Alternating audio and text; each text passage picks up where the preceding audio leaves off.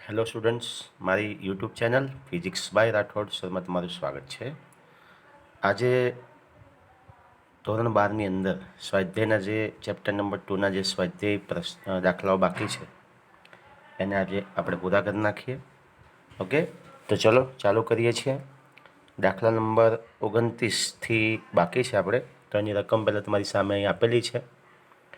ગોળાકાર કેપેસિટરમાં બે સમકેન્દ્રીય ગોળાકાર સુવાહકોને યોગ્ય અવાહક ટેકાઓ વડે તેમના સ્થાનો પર જકડી રાખેલ છે. આકૃતિમાં આપેલું છે. દર્શાવો કે ગોળાકાર કેપેસિટરનું capacitance C is equal to 4πε0 R1 R2 upon R1 minus R2 વડે અપાય છે, જ્યાં R1 અને R2 અનુક્રમે અને અંદરના ગોળાઓની ત્રિજ્યાઓ છે. હવે આકૃતિ પરથી તમે જુઓ છો કે બે કવચ તમને આપેલા છે, એક R1 અને R2. ઓકે, હવે કવચના અંદરના ભાગની વાત કરીએ આપણે. તો તમે જાણો છો કે જ્યારે કોઈ વિદ્યુતભાર કવચની સપાટી પર આ રીતે વિતરિત થયેલો હોય, બરાબર, તો કવચના અંદરના ભાગમાં વિદ્યુત ક્ષેત્ર શું હોય છે? શૂન્ય હોય છે. મતલબ કે જો આપણે R2 અંદરનું જે છે એની ત્રિજ્યા R2 છે નાના ગોળા માટે, મોટા ગોળાઓની ત્રિજ્યા R1 છે. તો જો આપણે R2 ત્રિજ્યાના કવચની વાત કરીએ તો એ કવચમાં અંદરના ભાગમાં વિદ્યુત ક્ષેત્ર કેવું હશે? શૂન્ય હશે, આ કવચના લીધે.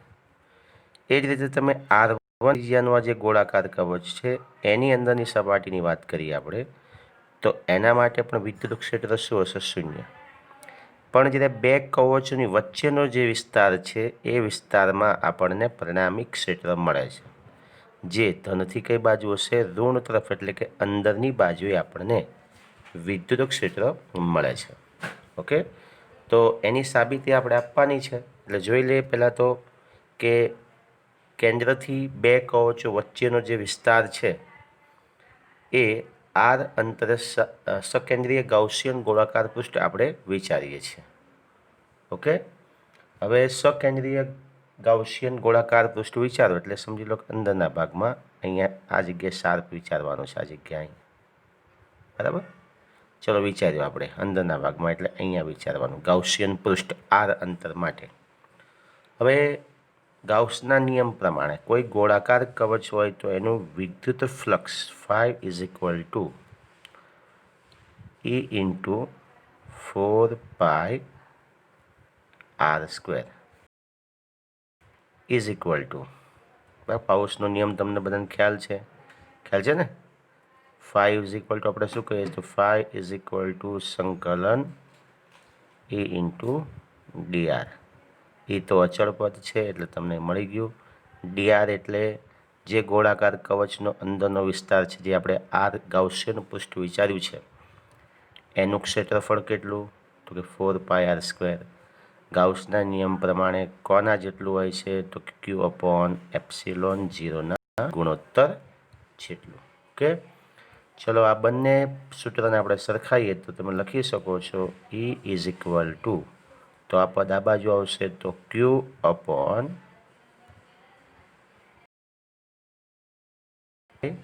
ε0r². આ તમને E મળ્યું. પણ આપણે શોધવાનું છે સ્થિતિમાન. જે વચ્ચેનો જે ભાગ છે એનું સ્થિતિમાન કેટલું હશે? એ સ્થિતિમાન આપણે સાબિત કરવાનું છે, શોધવાનું છે. ઓકે, ચલો જોઈ લઈએ.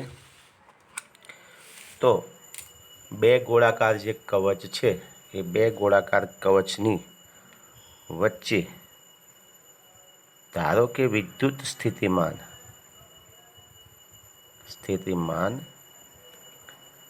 V છે. ઓકે, ચલો તો માટે ઇક્વલ ટુ, ચલો કયું સૂત્ર છે? તો માઇનસ, તમે બધા જાણો, સંકલન R2 થી ક્યાં સુધી? R1 સુધી. સૂત્ર કયું છે આપણું વિદ્યુત સ્થિતિમાન શોધવા માટેનું? સંકલન E ઇન્ટુ dr. હવે ગોળાકાર કવચમાં આપણે વિચાર કરીએ કે ઈ અને ડીઆર વચ્ચે કયો ખૂણો હશે? તો તમે જોઈ શકો છો આકૃતિમાં કે પરિણામી ક્ષેત્ર કઈ બાજુ છે? તો કે મોટા ગોળાના વિદ્યુતભારથી ધન વિદ્યુતભારથી નાના ગોળાના ઋણ વિદ્યુતભાર તરફ, એટલે પરિણામી ક્ષેત્ર આપણને અંદર તરફ મળે છે. જ્યારે અહીંયા જે આપણે ગાઉસિયન પૃષ્ઠ વિચાર્યું છે તો એ ગાઉસિયન પૃષ્ઠનો ક્ષેત્રફળ સદિશ ડીઆર કઈ બાજુ હશે? તો કે બહાર તરફ હશે. આ રીતે આમ અહીંયા વિચારો, અહીંયા તમને ડીઆર મળી જાય, ડીઆર બહાર તરફ. ખ્યાલ આવ્યો? તો તમે જોઈ શકો છો વિદ્યુત ક્ષેત્ર અંદર તરફ અને ડીઆર બહાર તરફ, તો બંને બિલકુલ ઓપોઝિટ ડાયરેક્શનમાં છે. તો બંને વચ્ચે કયો ખૂણો બનશે? 180નો. ઓકે, ચલો તો એ થિયરી સાથે આપણે આગળ વધીએ. તો માટે તમને એ મળશે અહીંયા માઇનસ સંકલન R2 થી ક્યાં સુધી? R1. ચલો ઈ ટીઆર cos 180. આ ક્રોસ ગુણાકાર છે એટલે તમે આવું લખી શકો છો અહીંયા R2 થી ક્યાં સુધી? R1 ઈ ડીઆર cos થીટા. પણ થીટા માટે આપણને કેટલો ખૂણો મળ્યો? 180. ચલો cos 180 ઇઝ ઇક્વલ ટુ -1 થાય. તો આ માઇનસ નાનો માઇનસ થઈ ગયા પ્લસ. તો હવે તમને પદ મળી ગયું R2 થી R1 A into DR. cos 180 is equal two શું છે? તો તમે લખી શકો cos 180 ઇઝ ઇક્વલ ટુ -1. અને એ -1 તમે મૂકો છો તો -1 અને આ માઇનસ થઈ જાય પ્લસ. આ નીકળી જશે, એનું મૂલ્ય થઈ જશે 1. તો એ ઇન્ટુ ડીઆર. ચલો એનું સૂત્ર તો આપણે આગળ મૂકેલું છે, તમે અહીંયા મૂકી શકો છો. એ બરાબર કેટલા છે? તો ઈ સંકલનમાં ક્યાંથી ક્યાં સુધી? R2 થી R1 સુધી Q/4πε0 R² ઇન્ટુ શું આવશે? ડીઆર. ચલો અચળ પદ આપણે બહાર લઈ લઈએ છીએ બંને. તો Q/4πε0 અચળ પદ છે જેને આપણે સંકલનની બહાર લઈ જઈએ.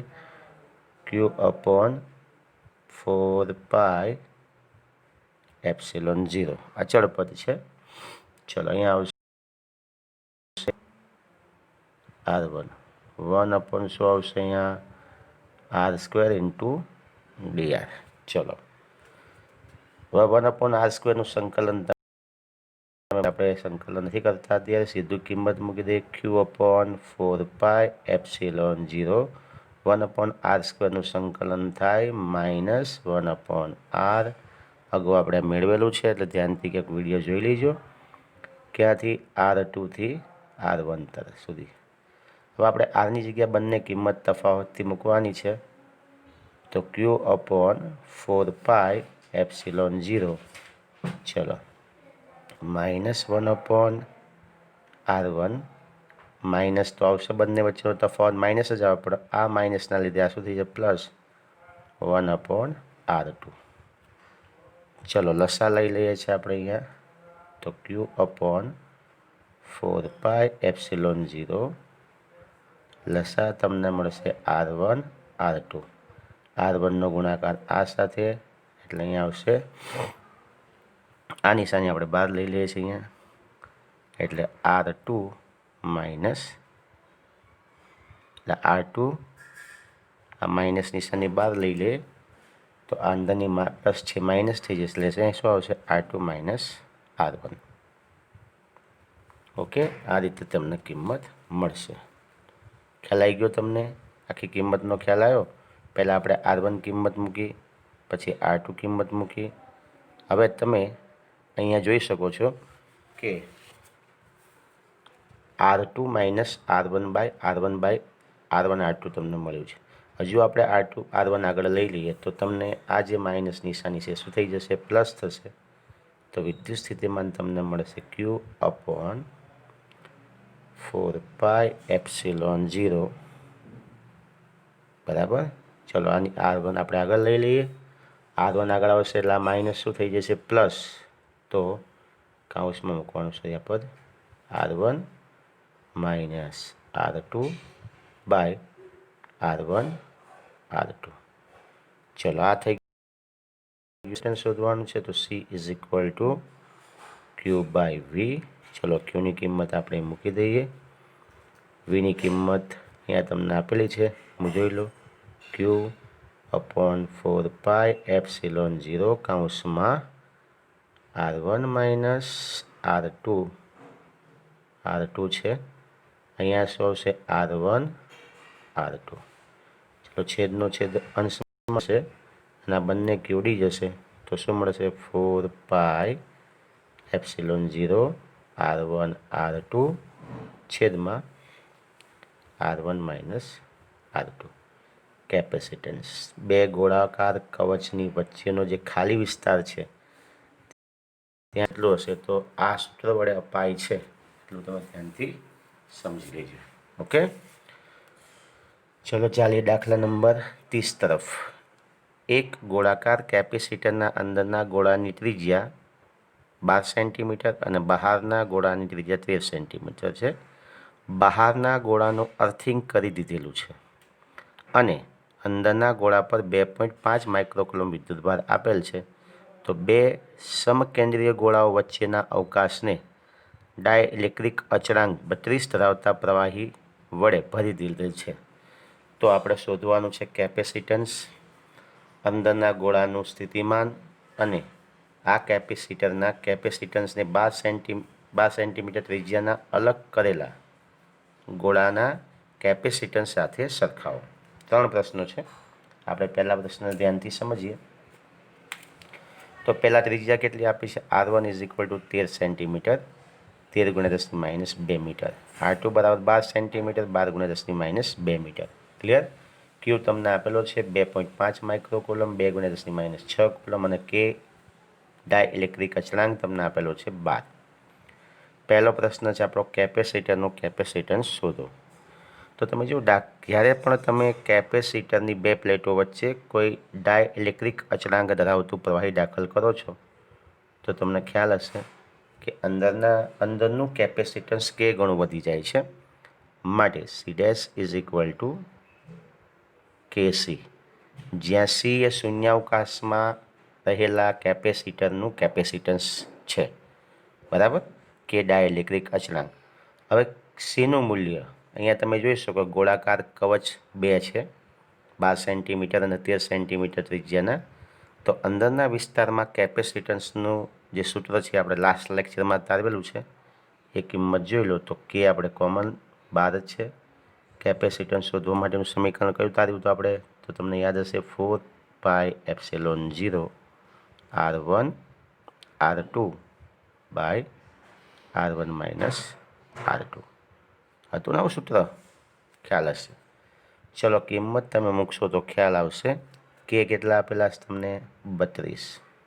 ચલો અંદર. તો ચલો આગળ ચાલીએ. તો શું આવશે અહીંયા? 4 પાઈ એપ્સિલોન 0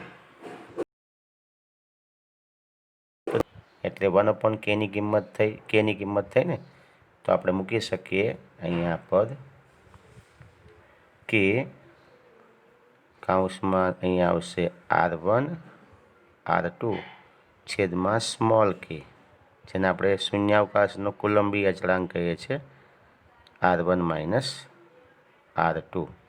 અહીંયા R2 છે. ઓકે, ચલો કિંમત મૂકી દો. તો Kની કિંમત તો મૂકી દીધી તમે આખી. ચલો R1 કેટલા છે? તો R1 તમને ખ્યાલ છે 12 ગુણ્યા 10⁻2. R2 કેટલા છે? 13 ગુણ્યા 10⁻2 છેદમાં K કુલંબી અચળાંક તમને ખ્યાલ છે 9 ગુણ્યા 10⁹ ઇન્ટુ બાદ બાકી તો 13 ગુણ્યા 10⁻2 માઇનસ 12 ગુણ્યા 10⁻2. આ પદનો ખ્યાલ આવ્યો ને તમને કઈ રીતે આવે છે? ધ્યાનથી સમજી લેજો, પાછા મૂંઝાતા નહીં તમે પાછા. હું જો કાગળ બાગળ હોય તો જોઈ લો સેટ થતો તમને જોશ. અહીંયા આપણે સમજીએ થોડી જગ્યામાં કે K is equal two 1/4 pi epsilon 0 માટે 4 પાઈ epsilon 0 is equal two 1/K થાય. અહીંયા અંશમાં છે એટલે કે ક્યાં આવશે? છેદમાં. તો અહીંયા જે પદ આપણે વાપર્યું છે કે 4πε0 અંશમાં છે એટલે આપણે કે ક્યાં મૂક્યો? છેદમાં. આને કાઢી નાખ્યો. 4πε0 ઇઝ ઇક્વલ ટુ 1/k, તો 1/k થઈ ગયું. ચલો સાદુરૂપ આપશો. કેલ્સી તમારી પાસે હશે જ, તમે સાદુરૂપ આપી દઈશો તો તમને કિંમત મળશે. પહેલાં કામ કરજો, સાદુરૂપ આપતી વખતે 10⁻2 કોમન કાઢી લેજો એટલે 13માંથી થાય એટલે 1 રહેશે. આ 10⁻2 બહાર કાઢશો એટલે આની સાથે ગમે તે સાથે ઉડી જશે, પછી સાદુરૂપ તમે આપી શકો છો. કિંમત તમને મળશે 5.5 ગુણ્યા 10⁻9 ફેરેડ. ઓકે, તો આ થયું કેપેસિટન્સ. પછી અંદરના ગોળાનું સ્થિતિમાન કેટલું હશે? તો સ્થિતિમાન શોધવાનું સમીકરણ તમને બધાને ખ્યાલ છે. C ઇઝ ઇક્વલ ટુ, બોલો, Q/C. જેમ કે C is equal two Q/V છે. ચલો, Q તો આપણને આપેલો છે કે Q કેટલો છે? 2.5 માઇક્રોકુલમ એટલે 2.5 ગુણ્યા 10⁻6. કેપેસિટન્સ કેટલું છે? C બરાબર, તો C તમને આપેલા છે ઉપર શોધ્યા આપણે 5.5 ગુણ્યા 10⁻9. સાદુરૂપ આપશો તો 4.5 ગુણ્યા 10⁻2 વોલ્ટ. તો આ તમને મળી ગયો સ્થિતિમાન. હવે આપણે વાત કરીએ છીએ છેલ્લો પ્રશ્ન કે આ કેપેસિટરના કેપેસિટન્સને 12 સેન્ટીમીટર ત્રિજ્યાના અલગ કરેલા ગોળાના કેપેસિટન્સ સાથે સરખાવો. અલગ ગોળા માટેનું મૂલ્ય ખૂબ નાનું કેમ છે તે સમજાવો. અંદરના કવચ પરનું સ્થિતિમાન 12 સેન્ટીમીટરના અલગ કરેલા કવચનું કેપેસિટન્સ આપણે શું કરવાનું છે? શોધવાનું છે. તો 12 સેન્ટીમીટરના અલગ કરેલા કવચનું કેપેસિટન્સ આપણે શોધીએ. ચલો, તો કવચ માટે સૂત્ર તમને ખ્યાલ છે, ઇક્વલ ટુ 4πε0r, જે પૃથ્વી માટે પણ લાગુ પડે છે. હવે તમે જોઈ શકો છો આરની કિંમત તમને આપી છે 12 ગુણ્યા 10⁻2. ઓકે, ચલો, 4πε0 એટલે 1/k થાય. ખ્યાલ આવ્યો ને? કિંમત આપણે જોઈએ 4πε0 ઇઝ ઇક્વલ ટુ શું થાય? 1/k. તો 1/k એટલે kની કિંમત ક્યાં આવશે? 9 × 10⁹. સાદુરૂપ આપશો તો 1.3 ગુણ્યા 10⁻11 ફેરેડ. તો અલગ કરેલા ગોળાનું કેપેસિટન્સ ઘણું ઓછું હોય છે. કારણ કેમ? તો કે અર્થિંગ કરેલ હોવાથી સ્થિતિમાનમાં ઘટાડો થાય છે અને કેપેસિટન્સ વધે છે. ઓકે, તો અહીંયા તમે જોઈ શકો છો સ્થિતિમાન અને કેપેસિટન્સ બંને પરસ્પર વ્યસ્ત પ્રમાણમાં છે. ઓકે, કારણ કે સૂત્ર છે ને આપણું C is equal two Q/V. એટલે જો V ઘટે તો C વધે. બરાબર, વ્યસ્ત પ્રમાણમાં છે. ઓકે, ચલો.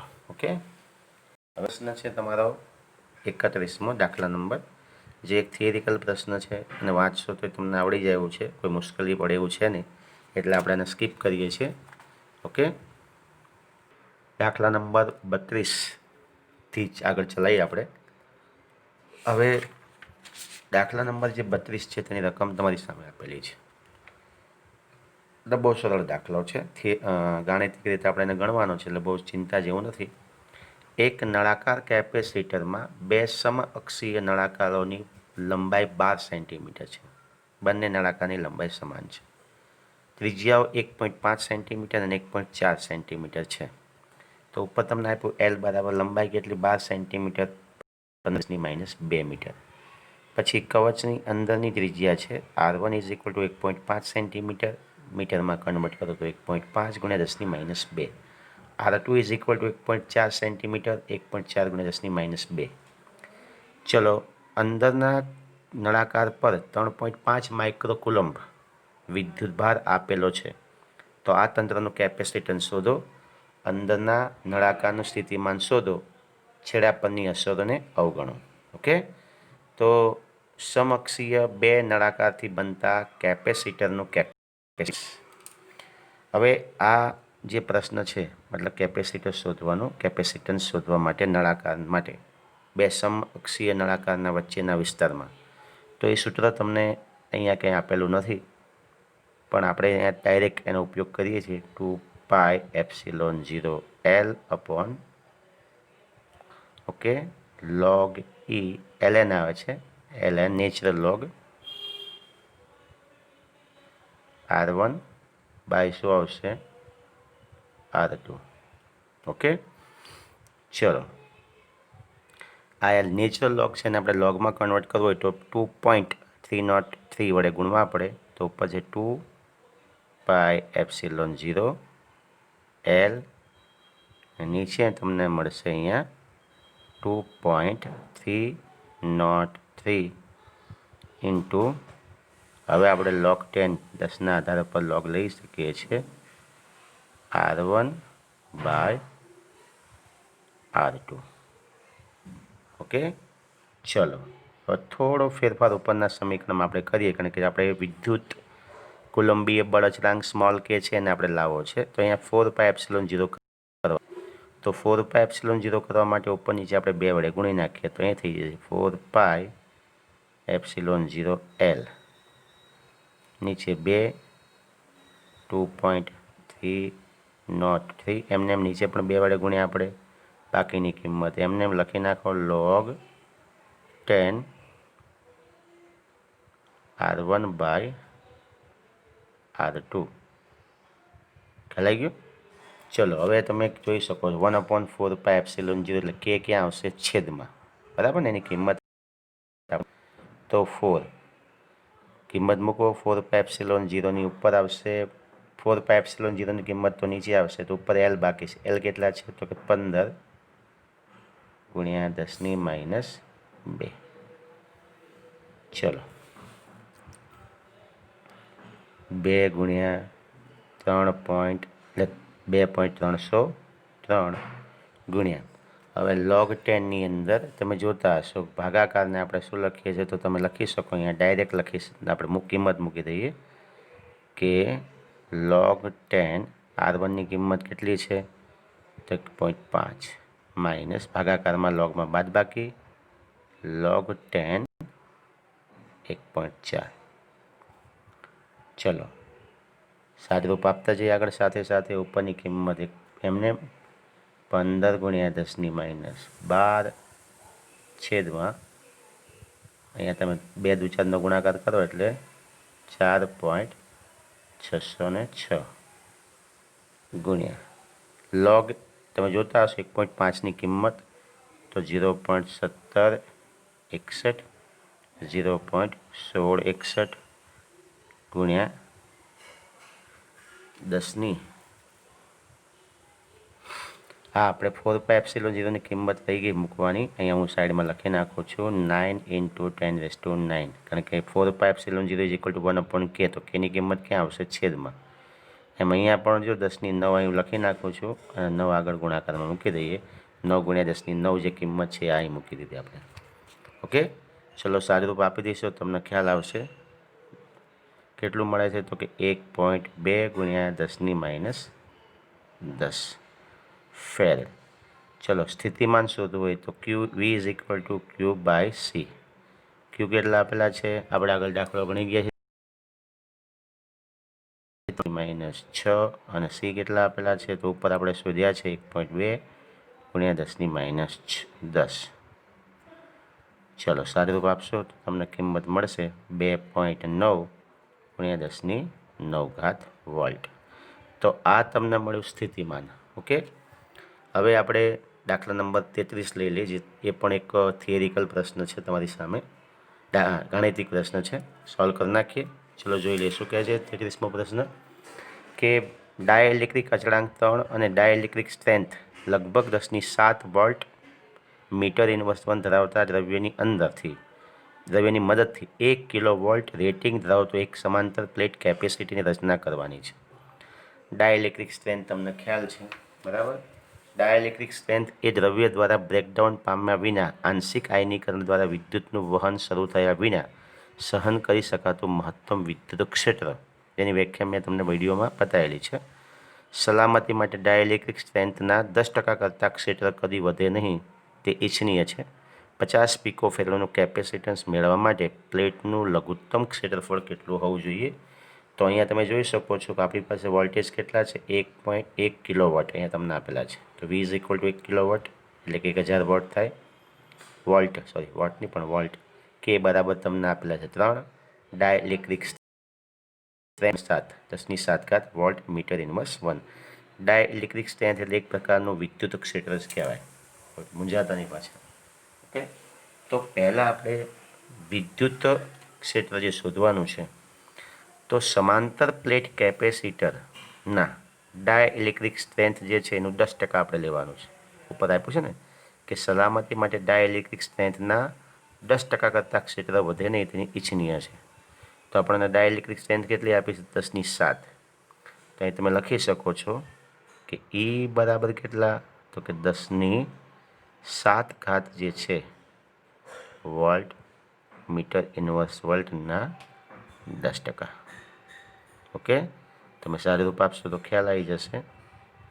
10⁷ ગુણ્યા 10/10, તો તમને મળશે 10 આ એક બાદ કરો એટલે 10⁶ વોલ્ટ મીટર ઇન્વર્સ 1. ખ્યાલ આવી ગયો ને? તો આ તમને E મળી ગયું. આપણે આટલું સ્ટ્રેન્થ જાળવવાનું છે. ઓકે, સલામતી માટે. ચલો, આના પરથી C તમને આપેલું છે. કેપેસિટન્સ કેટલું છે? 50 પિકોફેરેડ. તો C = 50 પિકોફેરેડ છે એટલે ગુણ્યા 10⁻12 ફેરેડ. આપણે શોધવાનું છે ક્ષેત્રફળ, એ શોધવાનું છે. તો પહેલાં આપણે E શોધી લઈએ, કારણ કે ડાયઇલેક્ટ્રિક સ્ટ્રેન્થ પણ માગી છે. તો E = V/d. બરાબર, માટે D = શું આવશે? V/E થાય. કિંમત મૂકો. V બરાબર 10 કેટલી છે? 3 છે ને, 1000. છેદમાં E બરાબર કેટલા મળ્યા? તો E બરાબર તમને આપેલા છે 50 ગુણ્યા 10. E બરાબર કેટલા છે? 10⁶. તો મૂકી દો 10⁶. સાદું રૂપ આપશો તો 10⁻³ મીટર. તો આ તમને D મળી ગયો, પ્લેટની લંબાઈ મળી ગઈ. ચલો, હવે આપણે શોધવાનું ક્ષેત્રફળ. તો કેપેસિટન્સ શોધવા માટેનું સૂત્ર છે C = ડાયઇલેક્ટ્રિક હોય તો શું આવે? 1 kc થાય. તો આપણે લખીએ C' = kc. માટે K તો ડાયઇલેક્ટ્રિક અચળાંક છે. કેપેસિટન્સ સમાંતર પ્લેટ કેપેસિટરનું સૂત્ર શું છે? A/ε0/d. ચલો, આના પરથી આપણે એ શોધવું હોય તો A = શું થશે? આ ગુણાકાર કરશો તો બોલો, કિંમત મૂકવાની છે, આપણે એ શોધવાનું છે.